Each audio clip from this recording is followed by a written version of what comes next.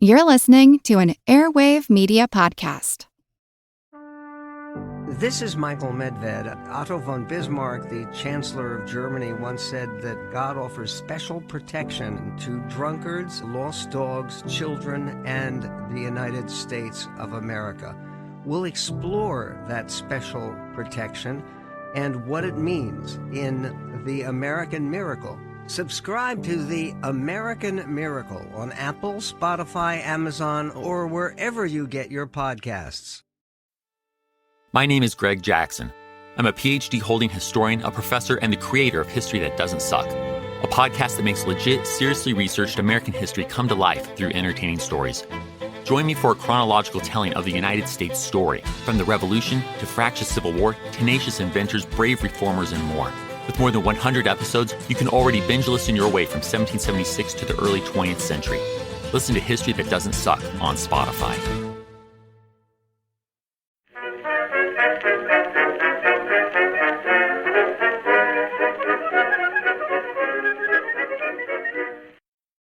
Hello everyone and welcome to History of the Great War Revisited, Episode 6, The Anglo-German Naval Arms Race, Escalation.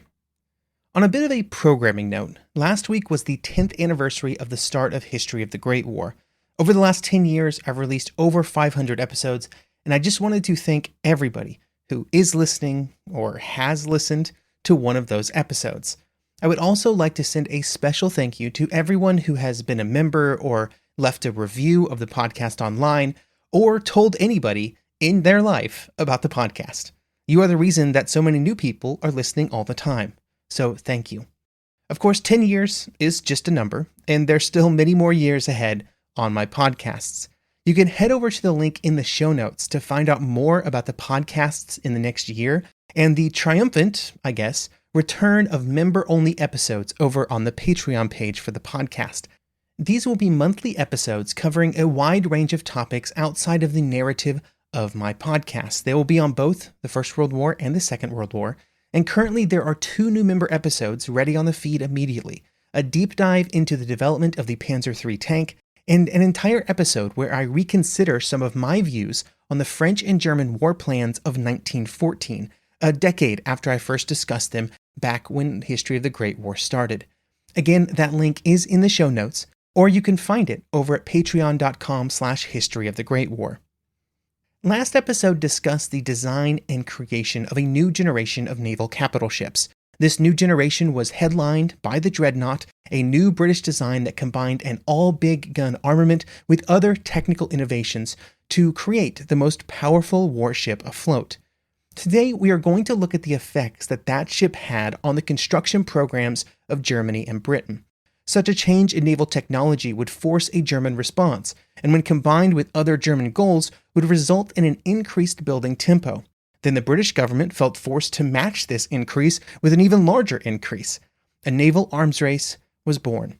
One of the major criticisms that would be leveled against Fisher when he introduced the Dreadnought was that it presented a new problem for the British. They had plenty of pre-Dreadnoughts, more than any nation could hope to build, but they were now all obsolete. And so if a foreign power started focusing on building dreadnoughts, they could pose a challenge to the Royal Navy. Germany would do exactly that, and the period from 1906 to 1912 would see the naval arms race reach its height. During these frantic years of building, there would be moments where it appeared that the Germans were almost within touching distance of the power of the Royal Navy, only for the British to race ahead again through even greater construction efforts. Today we're going to look at the 2 most important German novels or amendments to their naval laws. These were ratified in 1906 and 1908, both of which greatly increased the pace at which the German ships were being built. After we discuss these novels, we will then discuss the response to them in London, as the British came to realize that the threat to their naval supremacy from Germany was very real, and the Germans were not just going to stop building. Over in Germany, they had always been working from the disadvantage when it came to capital ships. In 1903, the German fleet had a total of 39 battleships and armored cruisers. The British had 110.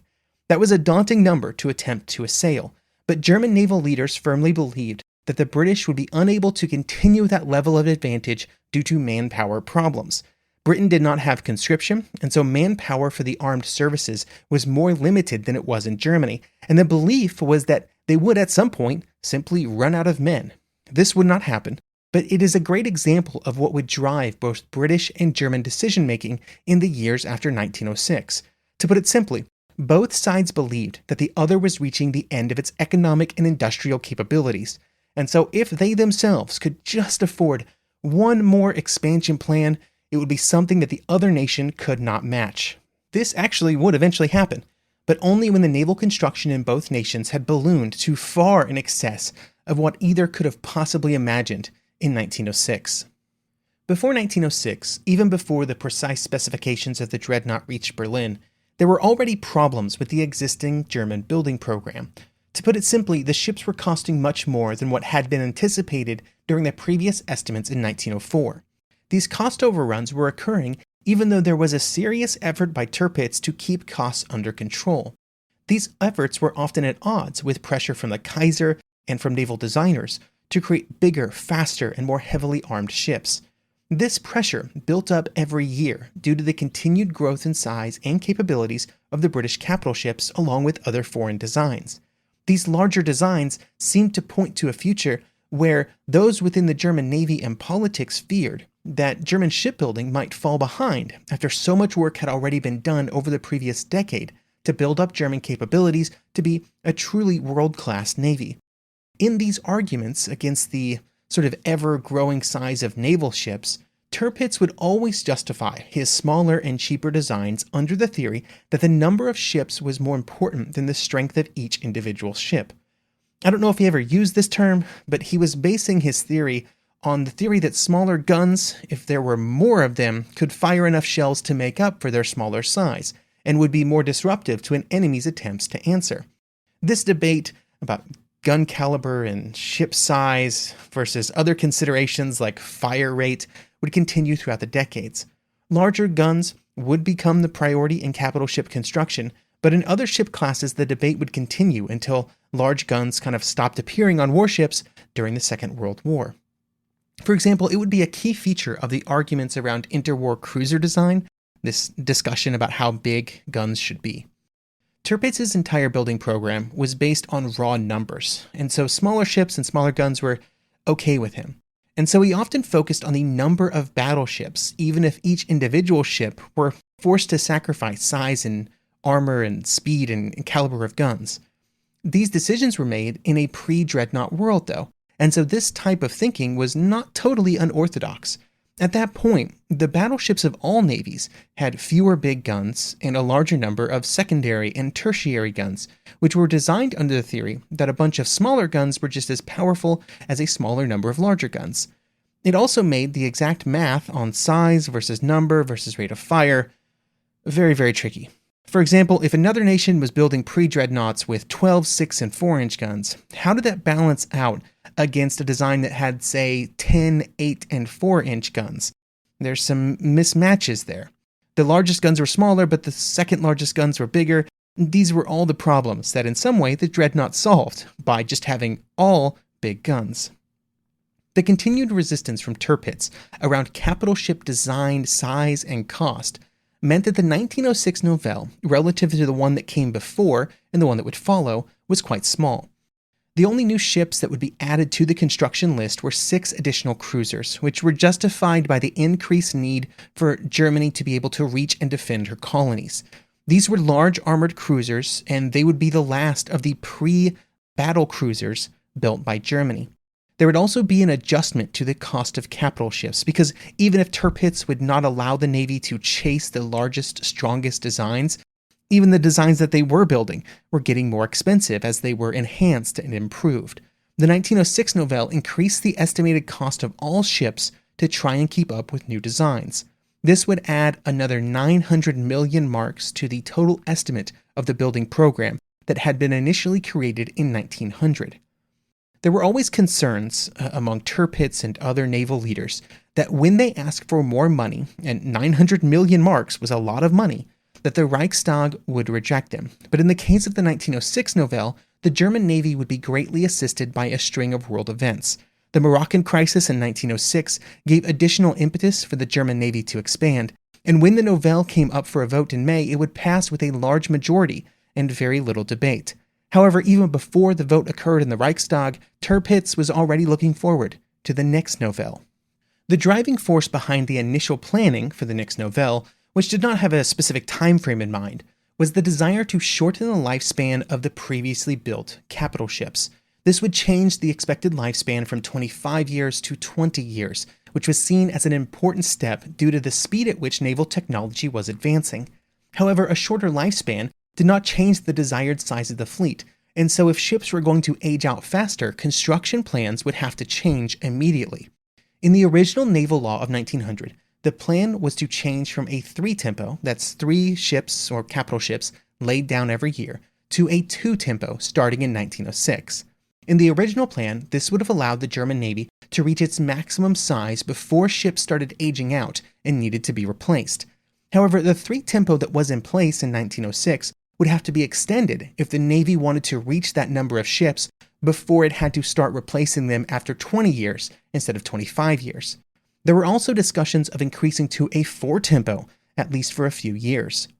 The new Novelle would also, as always, adjust the individual ship cost upwards, because even before the 1906 Novelle was signed, it was clear that the numbers within it were once again going to be too small quite quickly.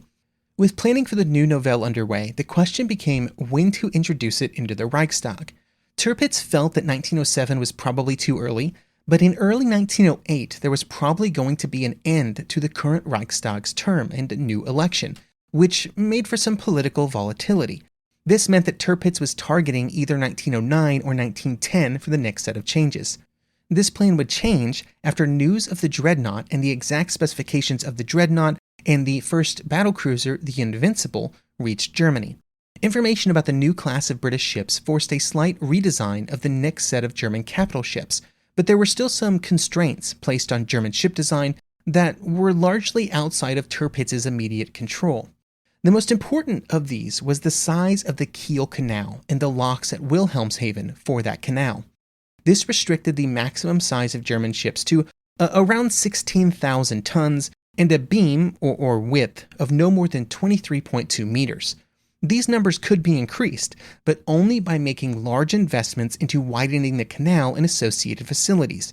Tirpitz was hesitant to make this kind of demand because he did not want the massive costs of such a huge infrastructure project, and it was going to cost a lot of money, to be held against the Navy and to kind of balance against its construction programs. The ability to move through the Kiel Canal was so important because the German Navy felt it had to maintain strength in both the Baltic and North Seas, and the canal allowed German ships to move between the two at will. If they were too large for the canal, they would have to sail around Denmark, adding not just travel time, but in wartime, the narrow waters around Denmark could be blocked by the enemy. The problem of the Kiel Canal would eventually be solved by the Kaiser and the German government in 1905, or starting in late 1905, when they decided to widen and deepen the canal. But they did not use naval ship design as their justification. That was very important to Tirpitz. Instead, they would cover the outlay of funds with the justification that it would increase the volume of commercial shipping. This was true. They were not lying to cover for Tirpitz in the Navy, but it did have the side effect, nicely, of allowing capital ship designs to jump to 18,000 tons, although it would take some time before ships of that size entered the fleet and the canal work was completed. In regards to the 1906 Novelle, though, due to its construction plan focused on cruisers, the information that arrived about the Invincible was the most important. At the time of its creation, the Invincible was the first in the line of what would come to be known as battle cruisers, but it was just treated like a cruiser at the time. It was therefore also compared to German cruisers that were being built at the same time, and in this comparison, the German ships, again, that were just sort of put into the bill in 1906 and had just started being built, did not perform very well. The most obvious difference were the guns that were mounted on the two ships. The Blücher was the newest German cruiser design, and it mounted 12 guns, but they were 8 inches or 21 centimeters. Compared to this, the Invincible mounted 8 12-inch guns, or 30.5 centimeters. So that's the same number of guns, but the German had 8-inch and the British had 12-inch. This was a drastic difference, and that's before you consider the fact that the Invincible was also larger and faster than the Blücher. If the German Navy only had cruisers like Blücher, then they would be at a serious disadvantage, but to match the new British ships meant a very, very large increase in cost.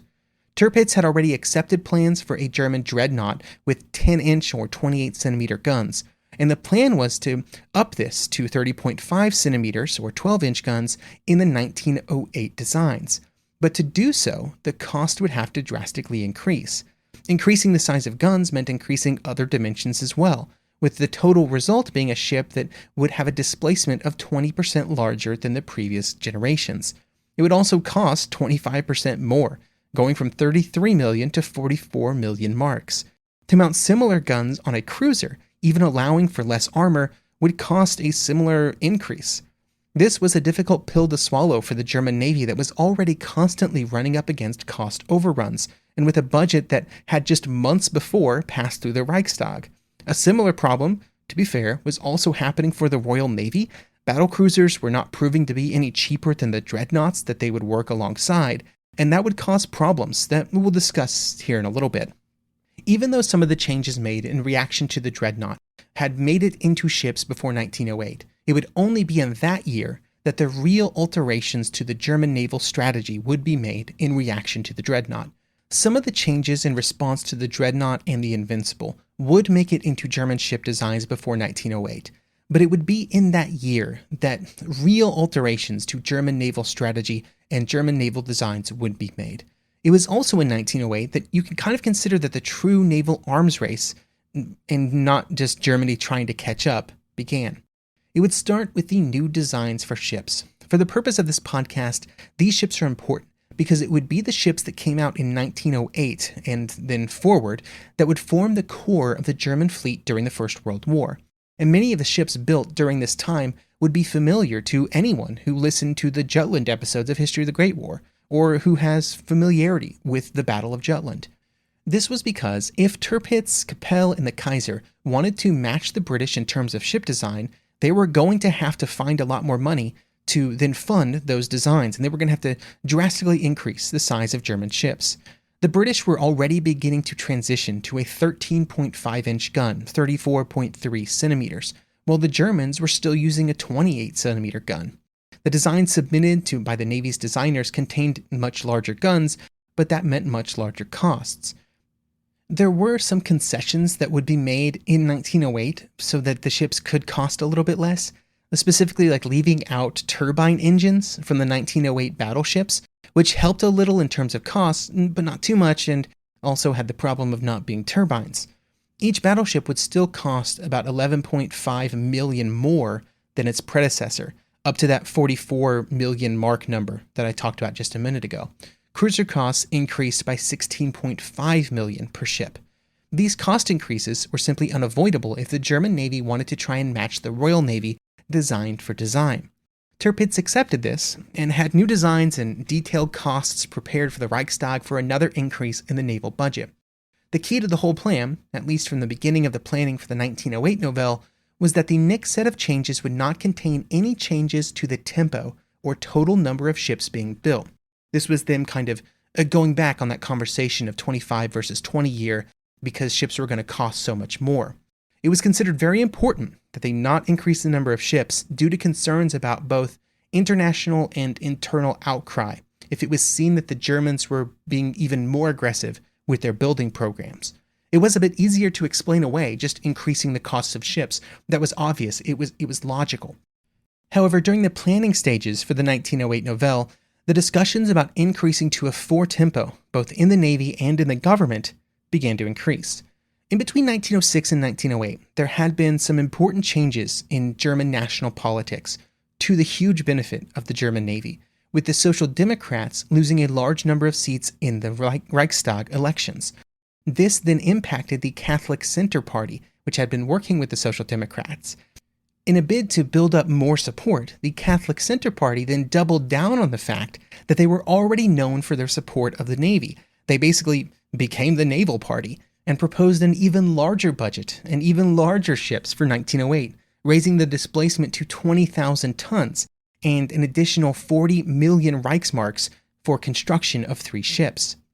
Tirpitz's initial rejection of an increased tempo especially when it was first suggested in 1906, was due to his ever-present fear of a preventive strike by the Royal Navy. This was sort of a bogeyman that would often seem to influence Tirpitz's action, although there was no evidence that such actions were ever planned by the Royal Navy. But at some point in late 1907, this changed, and he would begin to advocate for its inclusion, that's a higher tempo, in the 1908 Naval Novelle. The primary reason for the tempo acceleration in 1908 was to accelerate the rapid replacement of some of the aging ships of the German fleet. Again, we're going back to that 25 versus 20, which he kind of waffled on. In the original draft, this was done over just 2 years, with an extra 2 ships laid down in 1908, and then an unheard of 6 additional ships laid down in 1909, which was so many more than the Germans could probably build in 1 year. And this burst of building on top of the other ships that were already being planned would have represented a major escalation of the naval arms race and would not make it out of the first draft.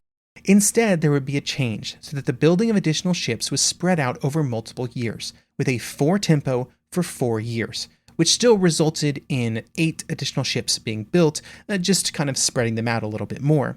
This 4 tempo, which would be 3 Dreadnought battleships and then 1 battlecruiser per year for 4 years, was justified as a way to keep up with the British and to prevent any preventative strike by the Royal Navy. Tirpitz would also justify it with the idea that the German Navy could match the Royal Navy in these new types of ships, and if they fell behind, then they would almost certainly never catch back up. They'd be in the same spot they were in, say, 1904, trying to catch up to all the pre-dreadnoughts that the Royal Navy had. He would say, quote, "It would have been irresponsible if the Navy administration did not seize upon these favorable circumstances and offer to introduce a proposal which, without departing from our old goals, would realize them faster." End quote.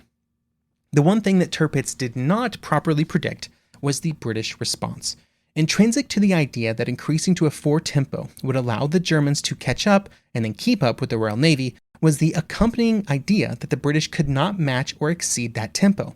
In this, Tirpitz greatly underestimated both the financial resources and the political resolve of the British government. When the 4 tempo was introduced to the German public, it was received very positively among them. The majority of the political leaders also approved it, although of course some rejected it and others even wanted more. The only remaining task was to send the Novelle with the massive ship cost increases and the 4 tempo through the Reichstag, which was mostly a formality given the bill's popularity. Even before the law was put into place, with its passage almost assured, Tirpitz was already putting the 4 tempo into action. Orders were placed with the shipbuilders 6 months before they usually were. Krupp began working on additional orders of nickel, a critical component in the creation of armor plate. News of these actions were destined to reach London, and in fact the British would learn of it from the German newspaper, which reported the new orders on October 1908. 1908 would obviously not be the end, and very soon after the passage of the 1908 Novelle, as always, discussions began about the next one.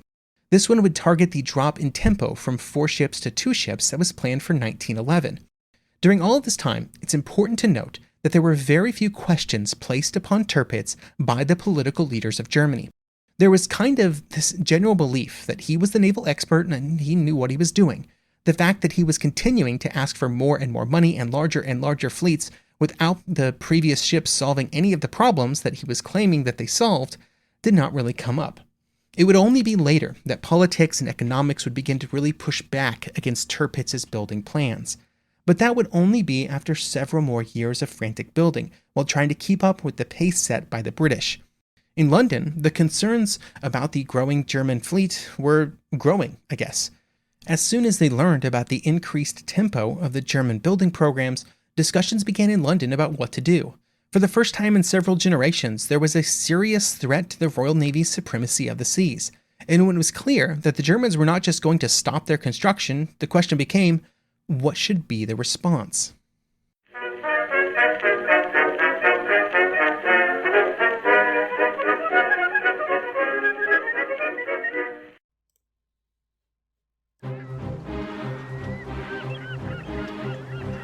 Hello, this is Matt from the Explorers Podcast.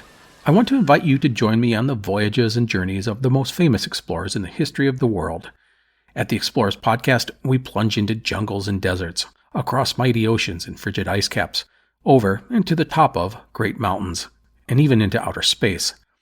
These are the thrilling and captivating stories of Magellan, Shackleton, Lewis and Clark, and so many other famous and not so famous adventurers from throughout history.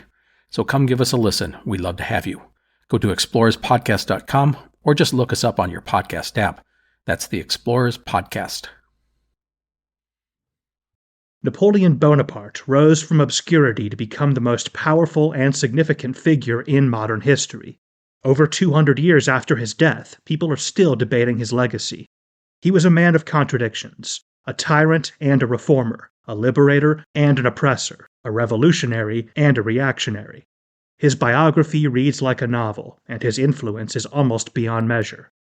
I'm Everett Rummage, host of the Age of Napoleon podcast, and every month I delve into the turbulent life and times of one of the greatest characters in history, and explore the world that shaped him in all its glory and tragedy. It's a story of great battles and campaigns, political intrigue, and massive social and economic change. But it's also a story about people, populated with remarkable characters. I hope you'll join me as I examine this fascinating era of history. Find The Age of Napoleon wherever you get your podcasts.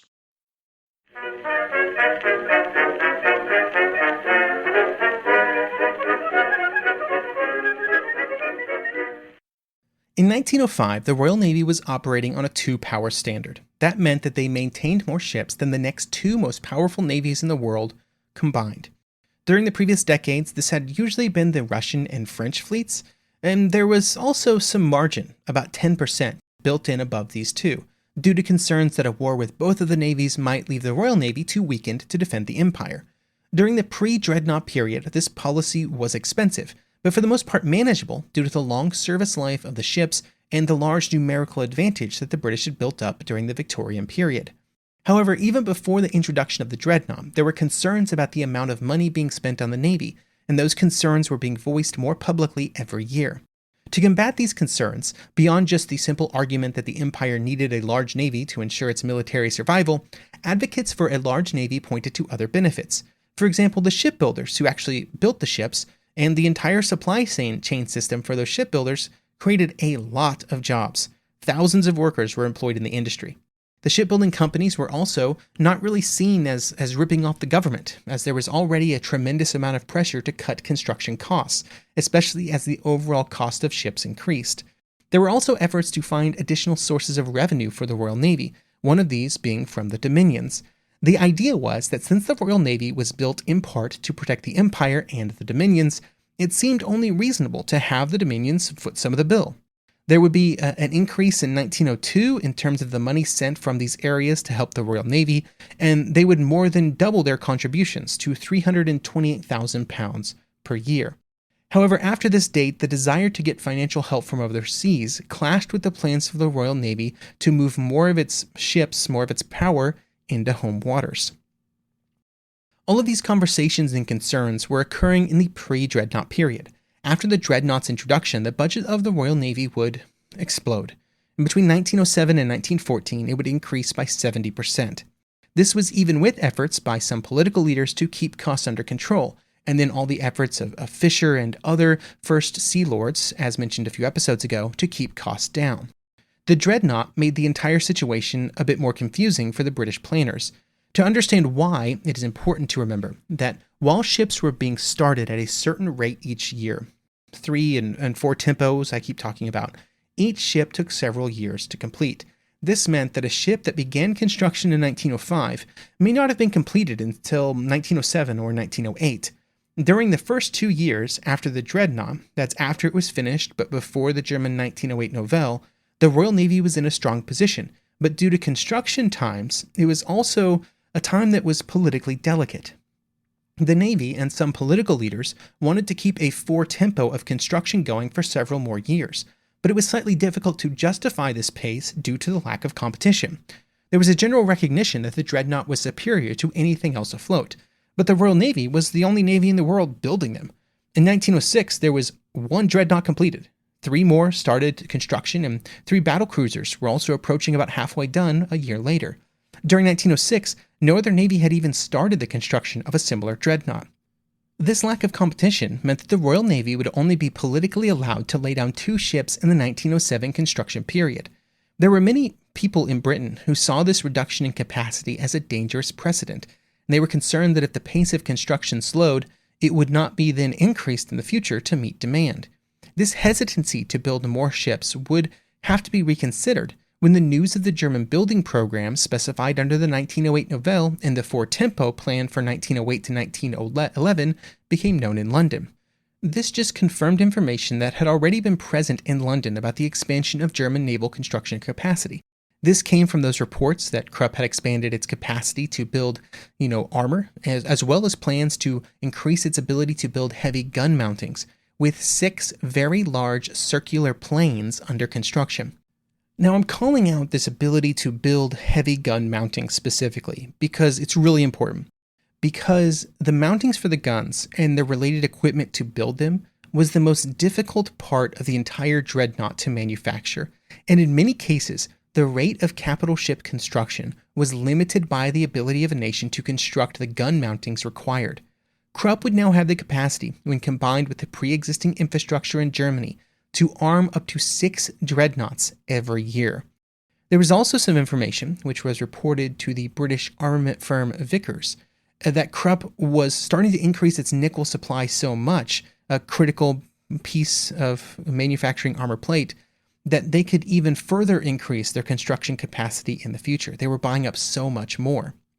While there was a lot of concern in British politics when the news of the new German building program kind of became well known, a similar level of panic was not felt at the Admiralty. Fisher favored a very cautious approach to meet the German threat. He knew that the Royal Navy already had a numerical advantage, or would once the ships that were under construction were completed. In fact, there would be 4 dreadnought battleships and 3 battlecruisers in service in the Royal Navy before even the first one from Germany was launched. It would take years for the Germans to start outbuilding the British and to really close the gap. Fisher instead wanted to wait to see what the Germans were designing and building before launching into a larger building program. He wanted to wait and then respond, not lead the way. The big reason behind this was that he wanted to make sure that whatever the British spent their money on would one-up whatever the Germans were building. He therefore suggested another 2-tempo year in 1908. He might have even just suggested 1 battlecruiser, but there were concerns that any fewer than 2 ships would cause difficulties for British manufacturers who were depending on these orders.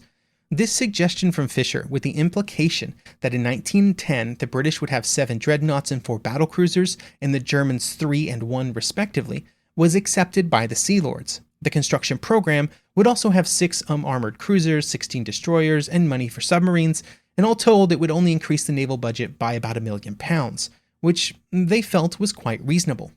By the time that this suggestion came under discussion on the political side, there was growing concern among many groups that it would simply not be enough. Some suggested a 4-tempo, others 6. There was even growing support behind an 8-tempo for 1909. Most of what was happening here is that critics of the slower tempo were taking the German 4-tempo and extending it out almost indefinitely, which was not the German plan. Under the 4-tempo, they would have 20 dreadnoughts by the summer of 1915. Even if the British matched the German building tempo after 1909, they would still only have about a third more, which was seen as simply insufficient.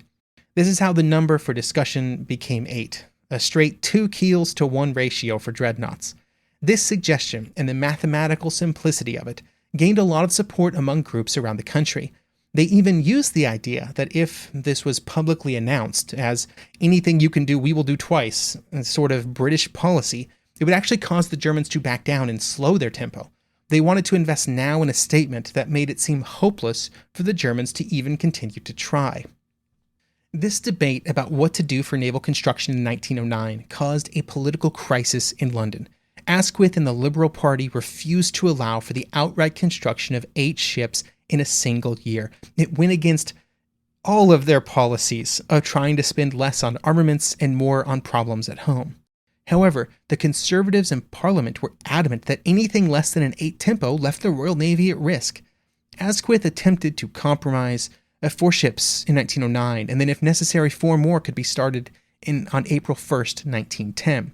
Asquith would try and provide assurance that if they were necessary, the 4 would be constructed, saying, quote, "Without in any way forecasting what British shipbuilding programs for the next year will be, I will say, without the slightest hesitation, that if we find at the time that there is a reasonable probability of the German program being carried out in the way that the proper paper figures suggest, we should deem it our duty to provide not only for a sufficient number of ships, but for such a date of laying down of such ships that at the end of 1911, the superiority of Germany, which the right honorable gentleman foreshadows, would not be an actual fact." End quote. Even this compromise, with the right number of ships, but some of them still contingent on events, was not enough for the naval advocates. The confrontation even led to Lord Balfour of the Conservative Party moving a vote of censure forward in Parliament, which was defeated, but only barely. As it happened, as it feels like so often happens during this period, these domestic disagreements were overtaken by international events. Austria and Italy, which were both at this point allied with Germany, announced plans to build 4 dreadnoughts each. Another 8 dreadnoughts were suddenly in play.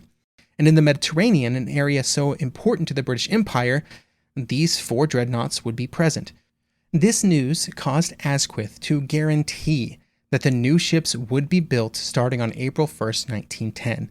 The naval arms race was well and truly started.